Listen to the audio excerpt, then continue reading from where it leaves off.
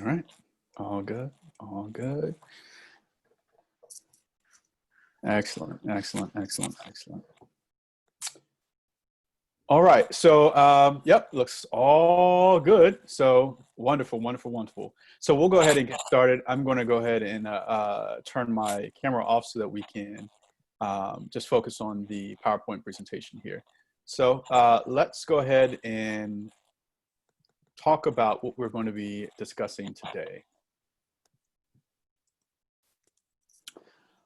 So you'll hear a back and forth conversation with between myself and my colleague Brandy, who you have met earlier. Also like to introduce Lada Potion, who will also be working the chat and helping us answer some questions here. So yeah, just really want to shout them out and say how much I appreciate them for helping to bring this virtual meetup to life. So here's what we'll be going over today. We'll do some group check-ins.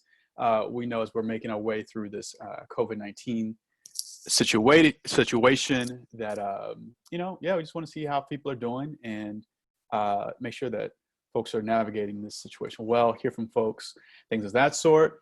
Then we'll just kind of focus a bit on the work from home environment, which is the pretty much what we'll be discussing, how the work from home environment intersects with equity, things of that sort. And then we will also be hearing from you, right? So we know what we experienced last time in our virtual meetup that, yeah, our PRISM users had some very wonderful insights. And that was the beauty, I think, or that is the beauty of these PRISM virtual meetups. So we want to make sure that people are speaking back to us. There'll be multiple opportunities throughout this meetup for you to engage with us. So we don't expect y'all to sit silent. We expect folks to speak either in the chat room or, you know, unmute themselves and engage with us. This is we envision this as somewhat of a co-collaborative experience. You know, so that's kind of like the flow, if you will, of today's virtual meetup. So without further ado, I'd like to toss it over to my colleague, Brandy. Hi, everyone. As Wilman mentioned, my name is Brandy Junius. I'm the Finance and Operations Manager at the U.S. Race and Equity Center. And so I'll be going through some of our house rules with you today, and they are actually not really rules. They're just kind of a mutual agreement that we will enter into with each other as we have some time with each other today. So snacks are okay. If you have, I have my coffee here. If you have some tea or something to drink or, you know, a little snack, totally fine if you're eating. Kids are okay. If we have kids, they're all here with us. You may hear my kids in the background or they might run past or something. If you have kids or other people that you care for, that happen to pop in or that you need to step away to attend to, that's totally fine. Pets are okay. If your cat jumps on your table or your laptop, we're not going to be upset about it. Breaks are okay. If you need to take a minute, pause, you know, get a drink, take any types of breaks, that's totally fine. We don't expect everybody to be in their business suits today. Comfortable clothes are okay. And obviously, if you join us for the remainder of these series, these permissions are also for any other time you come with us. Comfortable clothes are okay. Feeling overwhelmed is okay. This is a hard time that we're all experiencing together. So if you're feeling a little bit overwhelmed, that's fine. But making members of our community feel judged for how they are managing in this time is not okay. So that's just kind of the one rule. If you see somebody, you know, having a hard time, someone needs to take a break or whatever the situation is, if somebody shares their personal experience, which we'll be asking people to chime in on different topics today, you know, let's make sure that we are being welcoming and considerate of our colleagues here and not being judgmental. This is a safe space and a brave space. So I just want to make sure that everybody understands that. Okay. So the next thing I want to do is a quick check-in. How is everybody feeling?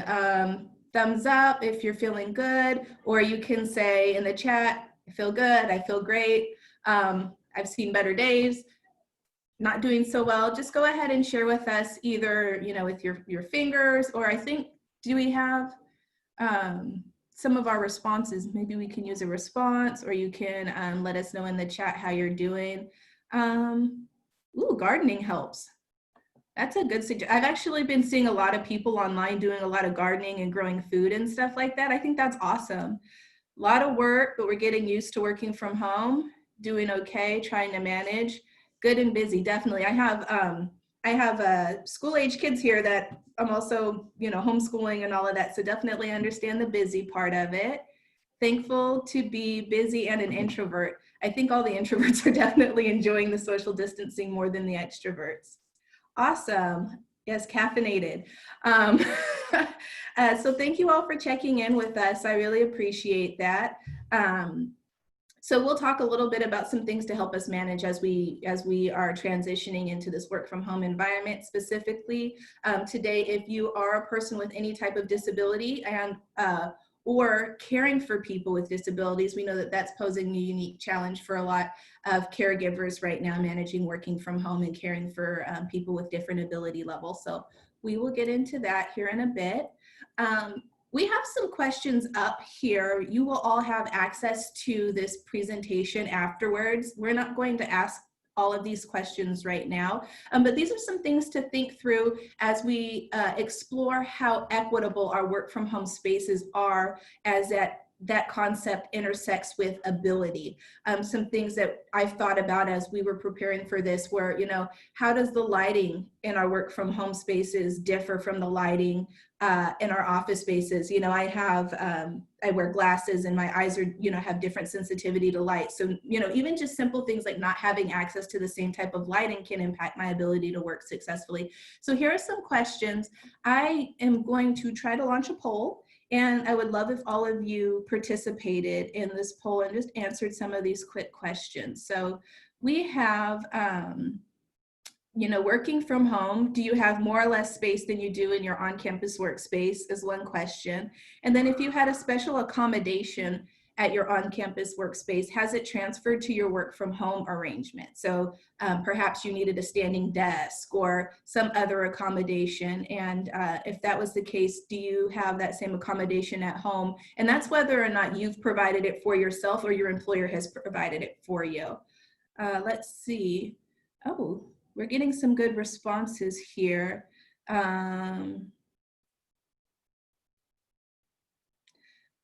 Let's see.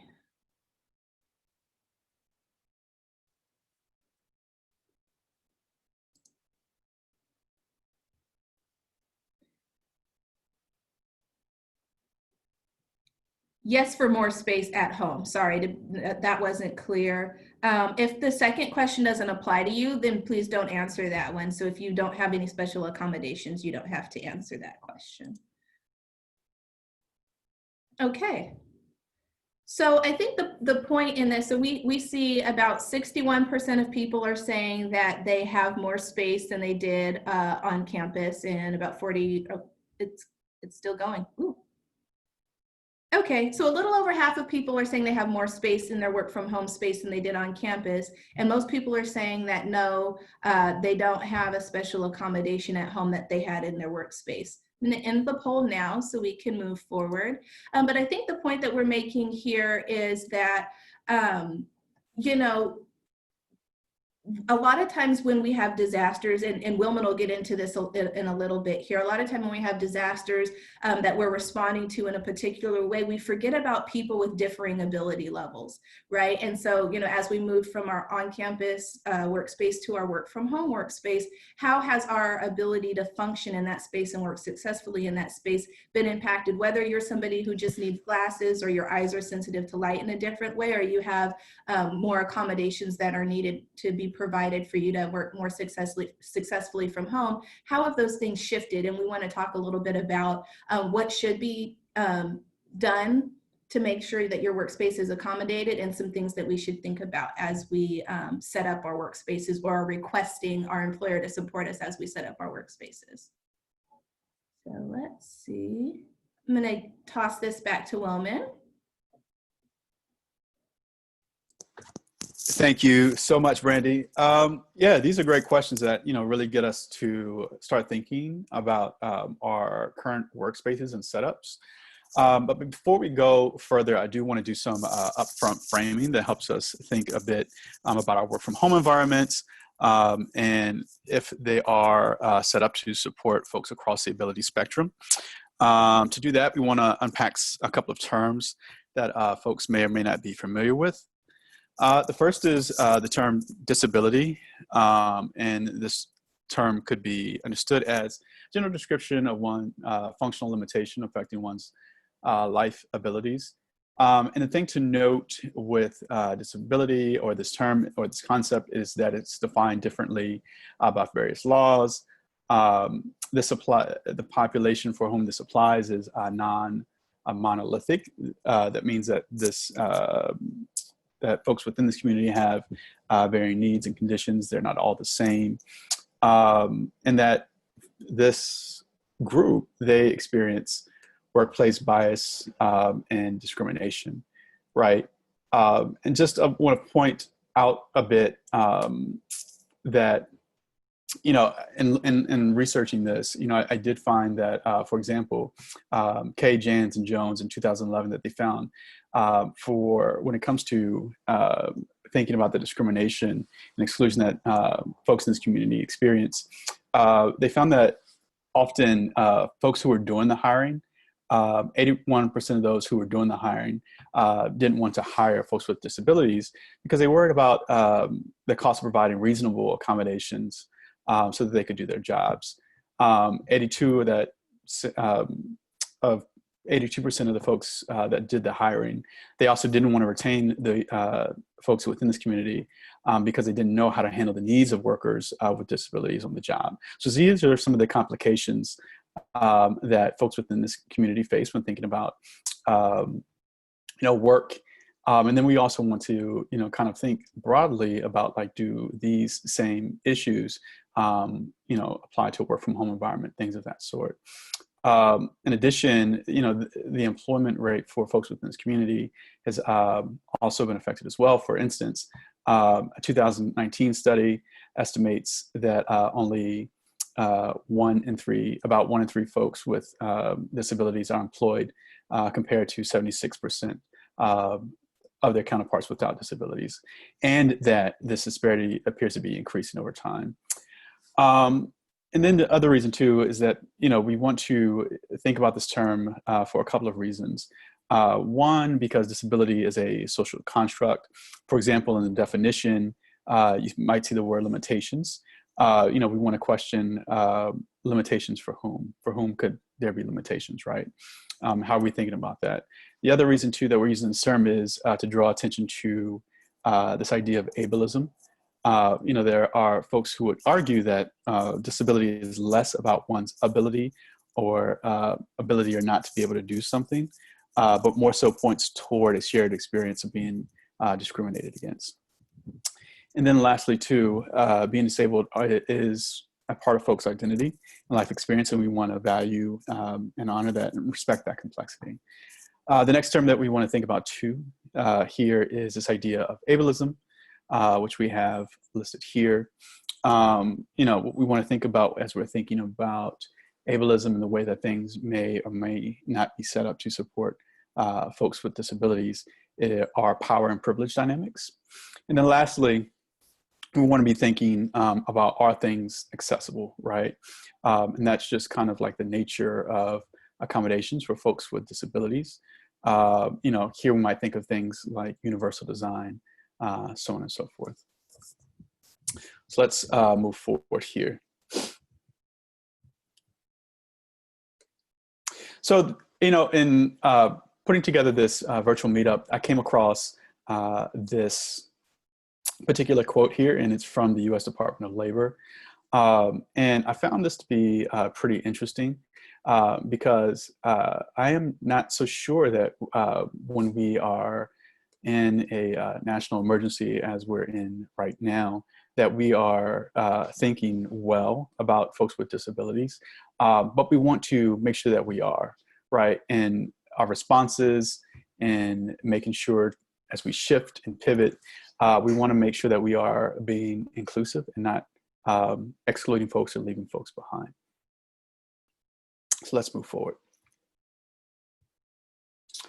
All righty. So, I was researching, I thought it would be helpful to do some research as we unpack this idea on kind of like the history of a modern work from home movement. And the reason I thought this would be helpful is it might help us to locate ourselves in a historical context, right? To see ourselves in this present moment and also prepare to see us beyond the moment. And in so doing, one of the things that I came across was that working from home isn't a new phenomenon. For much of history, we find that people have done commercial work very close to where they have lived. An easy example, one might think about a tailor or another artisan who has worked out of the same apartment that they've lived in. However, in higher education, for a vast majority of those working in this industry, we're thinking about a different kind of labor, a kind of labor that's less physically demanding, and a type of work that's usually learning centered, that might focus on the production of research and or is administrative or bureaucratic. So in tracing the workforce history, work from home history rather, there are a couple of factors that I saw that kept popping up that helped to understand kind of how this work from home movement developed. The first was that there were a couple of different shifts in the economy as crises arose that promoted different type of work interventions, leading to a work from home situation. The second thing is that there were technological advances that aided in new work configurations and conventions. And then lastly, that there were growths and swells in the different segments of the population. And that has had an part in influencing how we think about work from home. And then I kept seeing this interplay between where and how work is done. Especially in the US, I think, one of the things in the work from home kind of movement is kind of centered on a kind of commercial labor that leaned more towards an intellectual or production or managerial or administrative kind of work.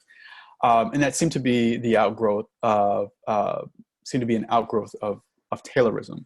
Now, I'm noting that because Taylorism is named after Frederick Taylor, who was a leading proponent of this idea of the scientific management of employees and production and things of that sort. And a lot of the way that work from home was done or began to kind of develop seemed to be an outgrowth of that. Now, the problem with this is that this way of managing work was primarily about managing people and things so that they could be more productive. And it didn't strike me that this way of managing folks accounted for people with disabilities and how they contribute to production in this type of way of managing. So though work began to move away from the office, from physical space or different physical spaces, some of those ideas still remain. So it's instructive for us in this moment to think about these things and considering a more inclusive picture of the work from home environment, because they have implications for our workflows and things of that sort. Let's go ahead and move forward. So, in thinking about this and kind of doing the research for this, I located the modern work from home movement, if you will, in the 1970s. And there are a couple of things going on there that we see. What's interesting is that there was an oil crisis, which really began to help people think about, work configurations. There we see this idea of telecommuting pop up. And then in this development of work from home, you hear these ideas of work remotely, work from home, telecommuting, telework, things of that sort, that kind of came into the vernacular around this time. Also happening around this time and coming into legislation was the Rehabilitation Act of 1973. And that act prohibited discrimination on the basis of disability in federal programs or those receiving federal funds. And also in the employment practices of federal agencies and their contractors. And this began to have similar implications across different organizations and businesses. Also, too, is in 1978, Congress began to recognize the benefits of telework and telecommuting with a flexible work arrangement. So we start to see, this idea of flex work or telecommuting start to pick up. And then in the 1980s, we see more experimentation from organizations and businesses with this idea of telework and work from home. Gil Gordon came out with some best practices around this time. And looking at his work initially, I didn't see I didn't see if he was really thinking about folks with disabilities early on, but there is evidence to suggest that later on, he started to think about how including folks with disabilities in telework and work from home arrangements. For instance, he is quoted as saying,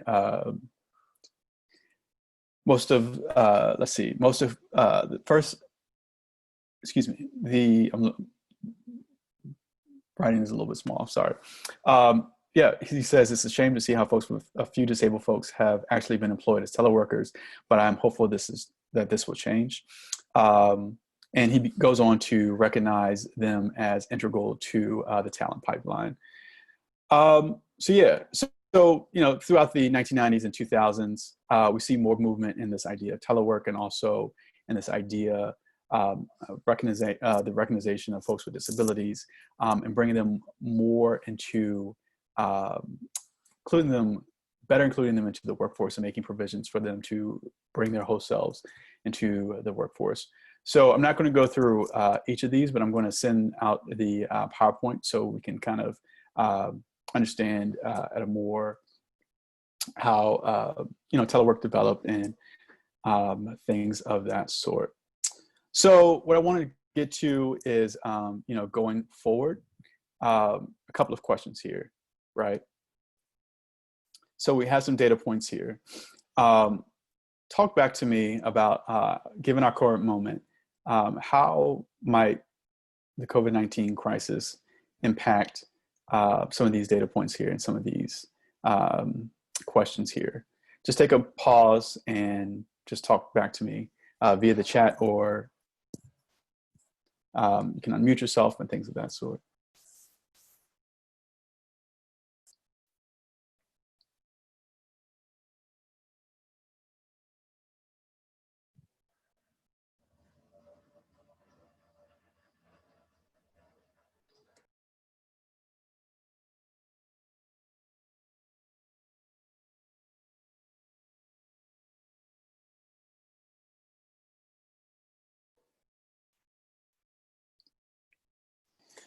Hi.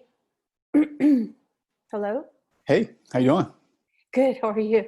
Wonderful. Tell me your name again, because all I see is USC Race and Equity Center, and Oh, no worries at all. Hey, so my name is Wilman Christian. Wilman Christian. Okay. So Wilman, I thought that the data points that you're showing here are very important, but there is we're not seeing the breakup or the categories of those essential workers that or essential practices or essential services that need to be out there, and those workers that need to be in the service industry.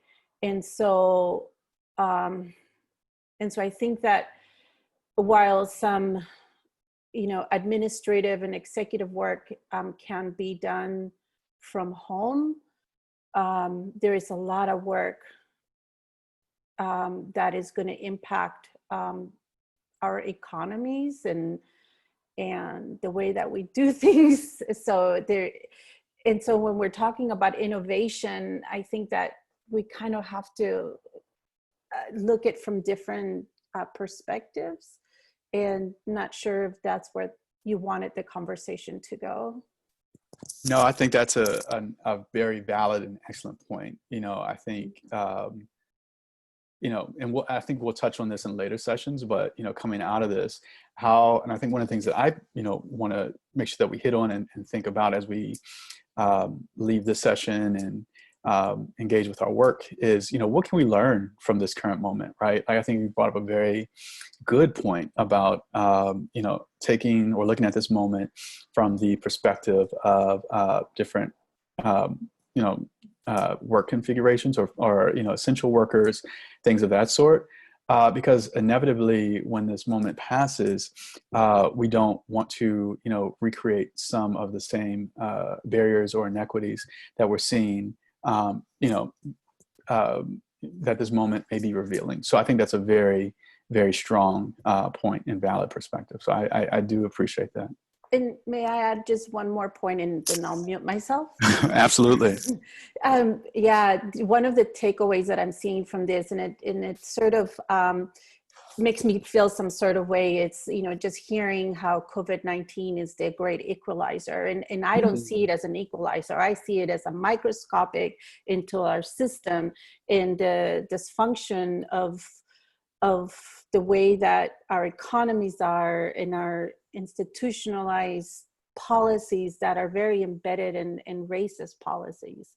And so I think that, the Race and Equity Center, it's, we're at the epicenter of really bringing light into this and really these discussions, not only normalize them, but organize around them and actually take actions and change policies. I wholeheartedly agree. I think, there's something about this current moment that, and I think in our team's discussion, I think that was one of the, the genesis for this particular meetup. Like, I think that there are some inequities that are being revealed by this current moment. So we want to take a moment to pause and take stock and kind of analyze what we're seeing, so that when things do normalize, and I'm using normalize in air quotes, that we'll move forward in a more informed way, right? Like, I think that there are class issues, racial equity issues that this, that this particular crisis is exposing. So, we don't want to ignore that. We want to be conscientious of those things going forward. So excellent. Thank you. I'm going to toss it over to my colleague, Brandy. Hi, actually, before I start, Lana, do you want to share a couple of the comments that we saw coming up in the chat related to this, and then I will move forward in the next slide. Can you guys hear me okay? Mm-hmm. Yeah, some people are saying that they agree that they're seeing more, that more of their work could be done from home than what they're initially told by culture or of having us work in-house all the time. It's highlighting the inequities we know exist and others we wish would go away. And the fact that work can be done from home benefits people with disabilities, but this is also highlighting class, racial equity issues, and the digital divide, which I know is really key and something we've been talking about. Mm-hmm. Thanks for sharing those, Lada.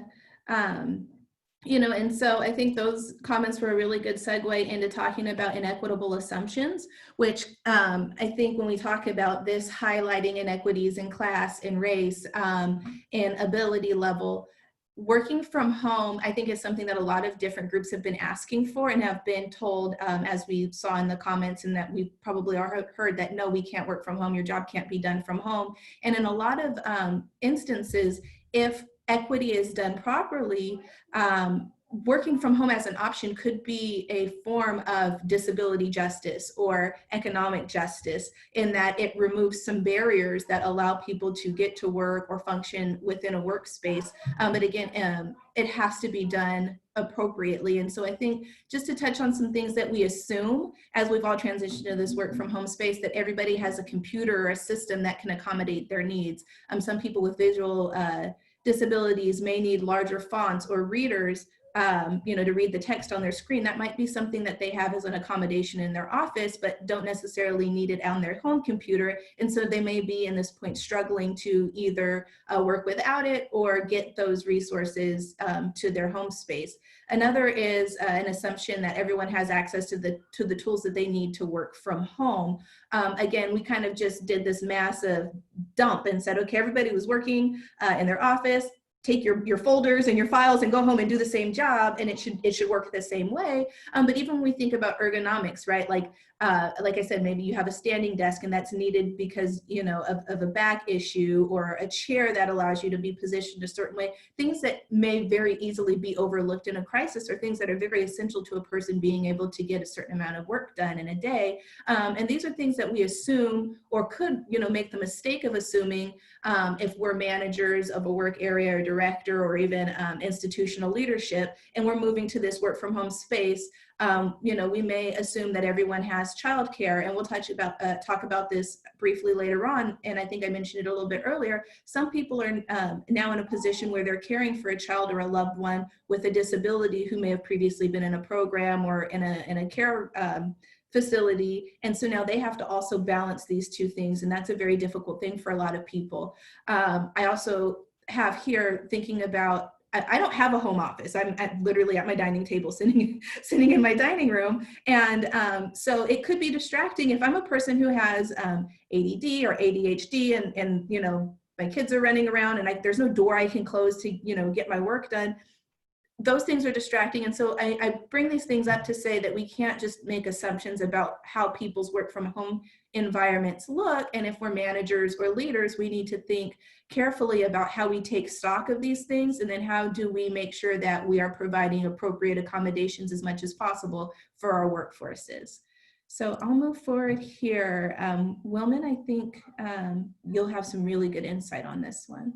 Yeah, thank you so very much, Brandy. So I think, the big question on the floor for us, at least, is, in this COVID-19 moment, are work from home environments set up to support people across the ability spectrum? And to answer that question, I think there are a couple of considerations. The first thing that we've got to do is, really take a hard look at our on-campus workspaces. I think if we do that, we'll find that a vast majority of them are inequitable, right? And I think that there are, there's a lot of data, to support this. Having done some of this research myself, it's not far-fetched to say that our workspaces and on-campus workspaces are inequitable. We know that hiring disparities exist for persons with disabilities, as alluded to earlier. And then, I want to kind of, ask what happens when this type of exclusion is compounded by other intersecting identities, such as race, which we also know that for certain, people of color, they're either underemployed or underrepresented in certain parts of the higher education industry. So yeah, these are the things that we want to be thinking about. And then too, how persons with disabilities experience micro and macro aggressions, unconscious bias, emotional, having to emotional labor and other experiences that constitute a inhospitable academic work climate. In their 2013 study, Horton and Tucker, they did a study on disabilities in the academic workplace. What they found was a lot of their participants talked about this idea of ableist norms and exclusions that were rampant in the academic workplace. They called them structures of normalcy, and they reproduce ableism, marginalization, and exclusion. Also stigmatization. These are things that folks with disabilities are experiencing in the academic workplace. I don't think that these things magically disappear when folks start working from home. It stands to reason that if these kind of inequities exist on our on-campus workplaces, then they likely carry over to our work from home situations. So if we didn't pay critical attention, serious attention to how folks with disabilities are included in our on-campus workspaces, what evidence we have to suggest that we are serving this population well in this COVID-19 work from home environment? And that's what we're just, here to think through and talk about today, right? One, as Brandy alluded to, one could argue that that this moment may even exacerbate such inequities.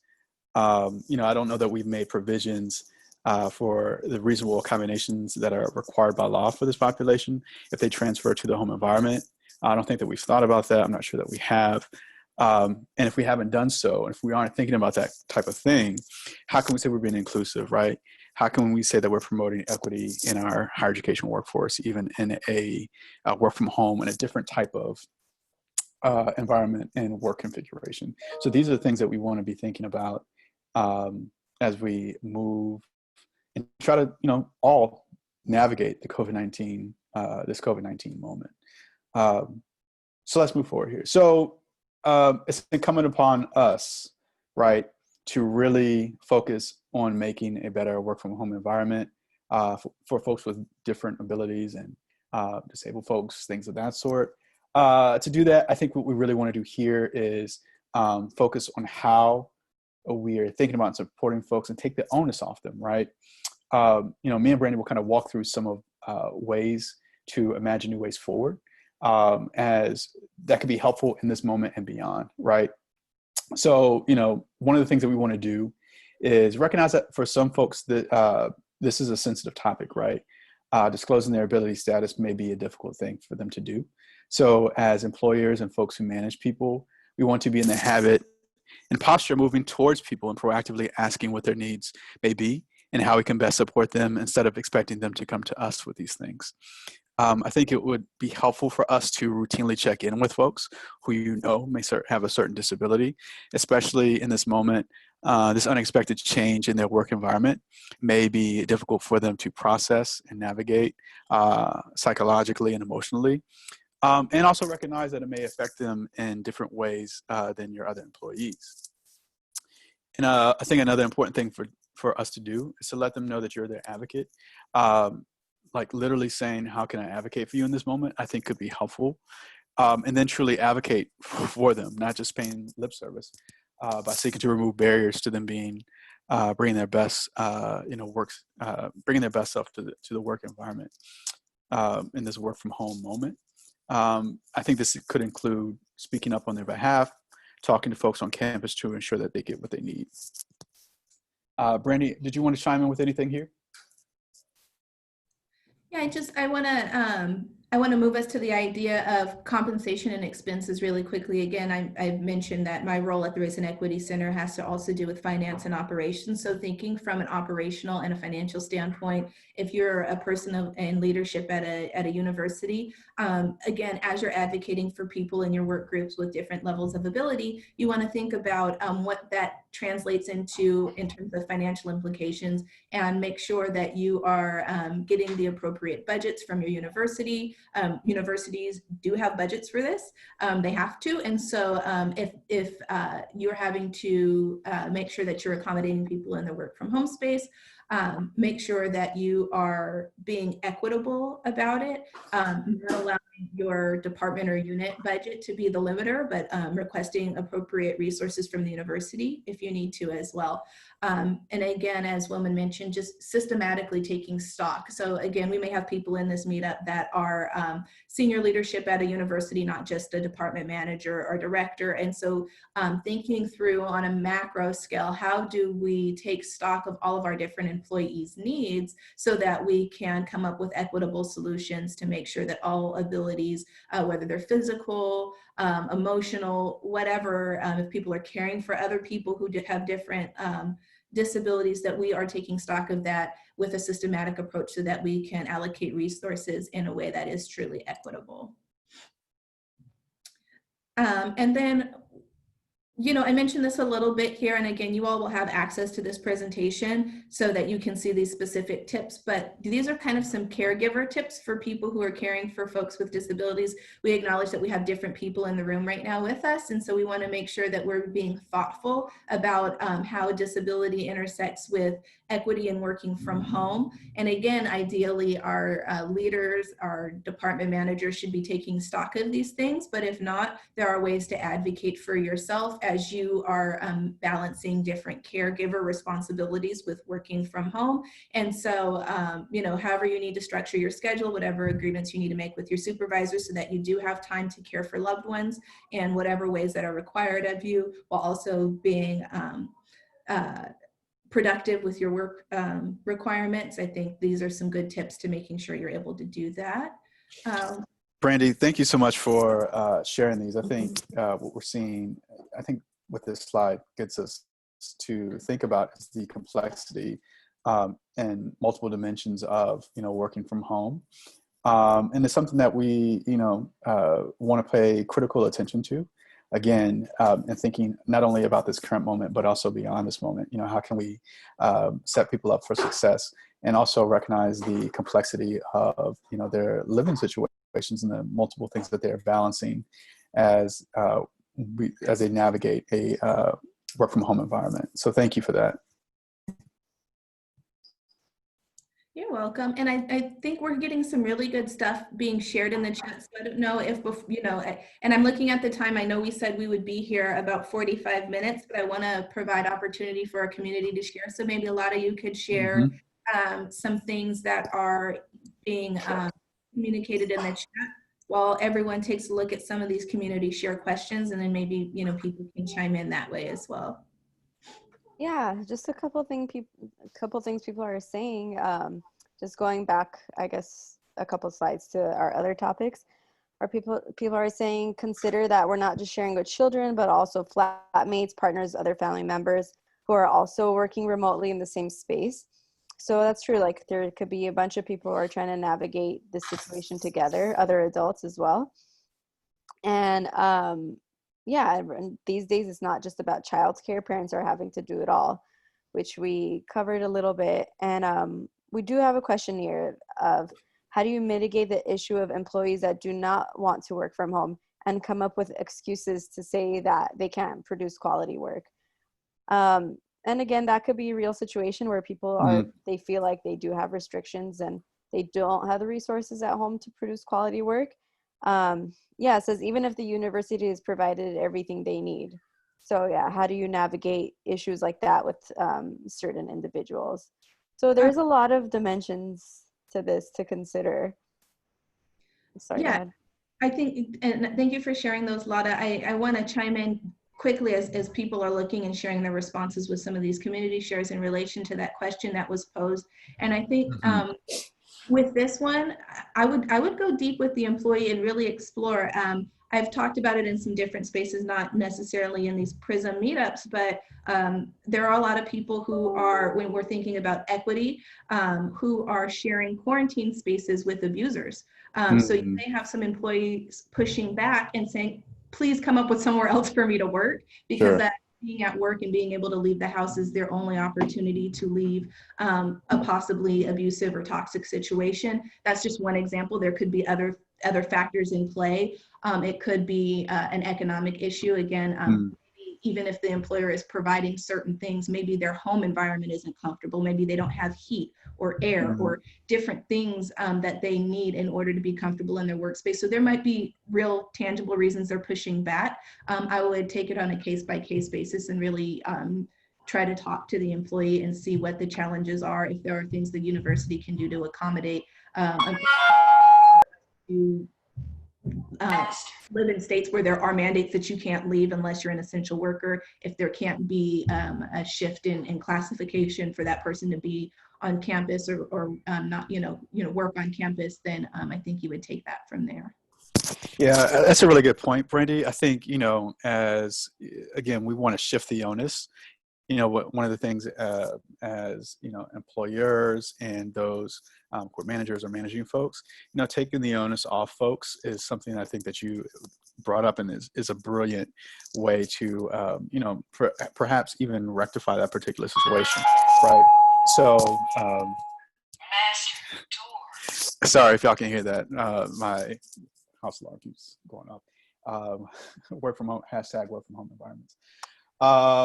Yeah, but we want to personally reach out to folks and see what's going on. I think that personal touch can go a very long way here in helping us to navigate those certain type of situations. Also, I do want to add, thank you, Will. And I also want to add that Shirley just shared in the chat um, a resource that she's working on putting together, building community resource guides. So there's a Google link here, and she's asking people to add to it or possibly use the resource. So thank you, Shirley, for sharing that guide that you're working on. Yeah, we certainly do appreciate it. I think, again, the beauty of one of the beauties of this moment is, folks are finding new ways to collect resources, share resources, things of that sort. And we've certainly seen that, here through our PRISM virtual meetups. These are so insightful for us, here at the Race and Equity Center. But yeah, is there anything else that folks want to share as we begin to wind down this session? And I also want to just, this last bullet here, have you thought about navigating ability concerns, or how have you thought about navigating ability concerns while working from home? If anybody is a manager and they've come up with something that's been really helpful for their team, or if somebody has an accommodation that they need in their work from home space and they have had to navigate some bureaucracy or some different systems in order to get that accommodation at home, we would also really love to hear from you to see, was there a specific department or person that you had to speak with at your university to approve things? What were some barriers, red tape? Anything that might be helpful as somebody else is looking at this and going, I did have an accommodation I needed, I just didn't know where to start. Those types of things might be helpful as well. Brandy, hi. This is Derek from Indiana University. You did talk about victims of domestic violence, or that perspective. There have been articles that have stated that victims of domestic violence may have increased during this time of COVID-19. So I'm going to share this article in the chat box, and maybe that can be helpful for people for that perspective. Yeah, absolutely. Thank you so appreciate much. that. And that's definitely been, I've seen a lot of articles around that as well, that the number of people reporting it, the number of incidences that have occurred have increased. And, if we're thinking of it from a human, being caring for humans, this is really troubling. And if we're thinking about as supervisors or managers, how we can support our teams, I think it's important to think about everybody's unique cases at home, whether they're experiencing domestic violence, or if, again, they're caring for a person with disabilities, the whole spectrum of how do we infuse equity in this work from home space. And I think most importantly, how do we take what we've learned in this moment beyond COVID-19 and beyond this work from home space, and make sure that we hold on to the ways that we've improved equity for our teams. I see here also someone's talking about mental health resources for staff. I think that's really important if people have any of those to share. Absolutely. I know USC has been sending out a lot of emails, and they have those resources. I know a lot of universities are sharing those resources as well. And I think we touched on that a little bit in our last meetup, that most of our health insurance policies do cover mental health services. And so if those are some things that you need in order to help you, resources to seek as well.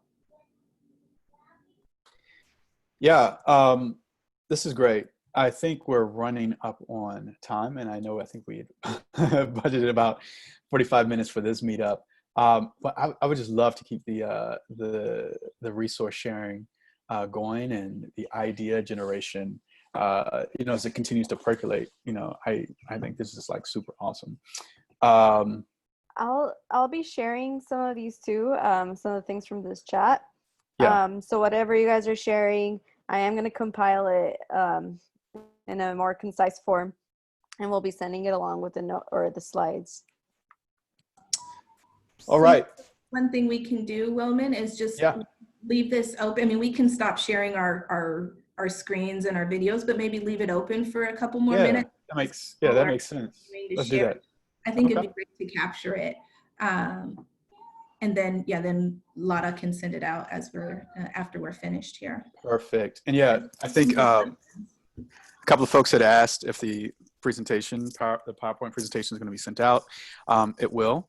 all of these resources. We'll try to make them as available as possible. So yeah, well, that's kind of what we want to do and part of our mission here.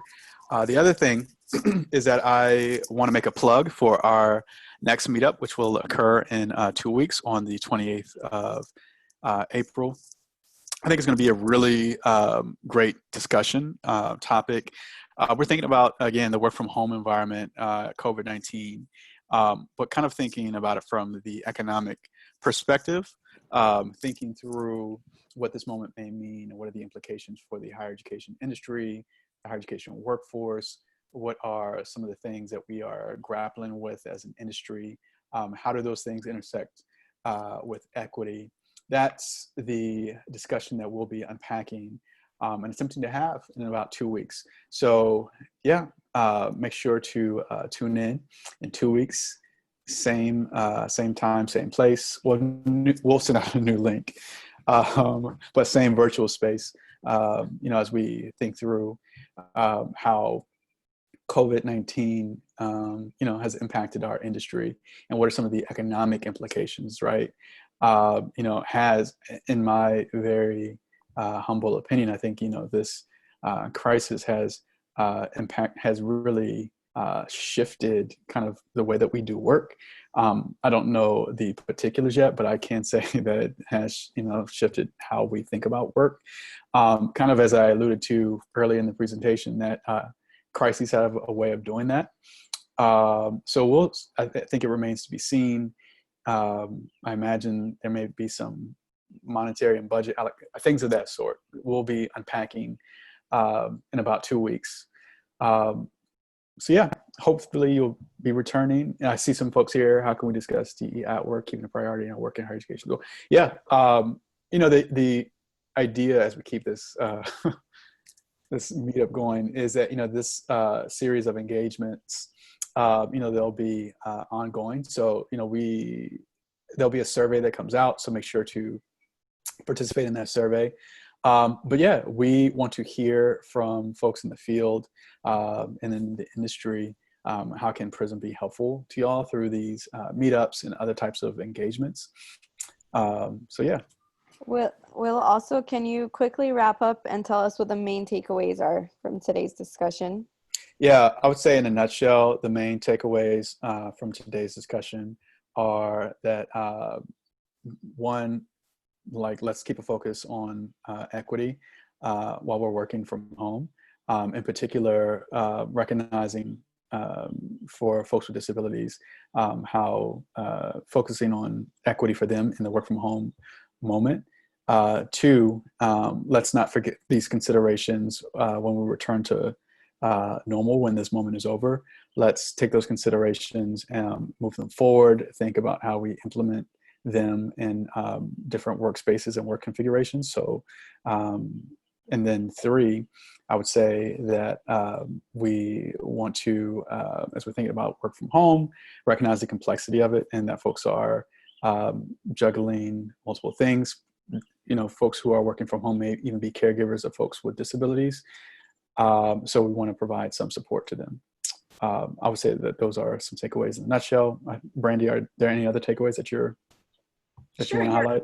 I would think I would just add, and I think it's layered through the 3 points that you just made, Wellman, that looking at it from an institutional perspective as institutional leaders or department leaders, that we are forward thinking on these things, that we aren't just responsive as somebody brings it up, but we think about ways on a macro level that we can systematically and structurally embed equity as it relates to persons with disabilities in the way that we structure our workspaces, both on campus and at home. I think what we're hearing a lot, which we know from the research and from experience, is that most forms of discrimination are structural. They're not that the one person in your office just didn't get the thing that they needed, that it's a structural barrier, that it's a systematic issue. So we have to, as university leadership, think about these in a systematic and structural way so that we can remove those barriers. And so whatever your position is on campus, try to think from your perspective and say, what ways can I remove these structural barriers and these systematic barriers to having an equitable workspace for people with disabilities, especially as those may intersect with other parts of their identity. So I think that would be kind of one of the last takeaways.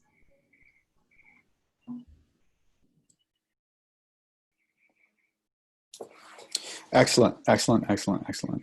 Well, hey, we appreciate folks' time. We thank you for your participation and engagement on this topic.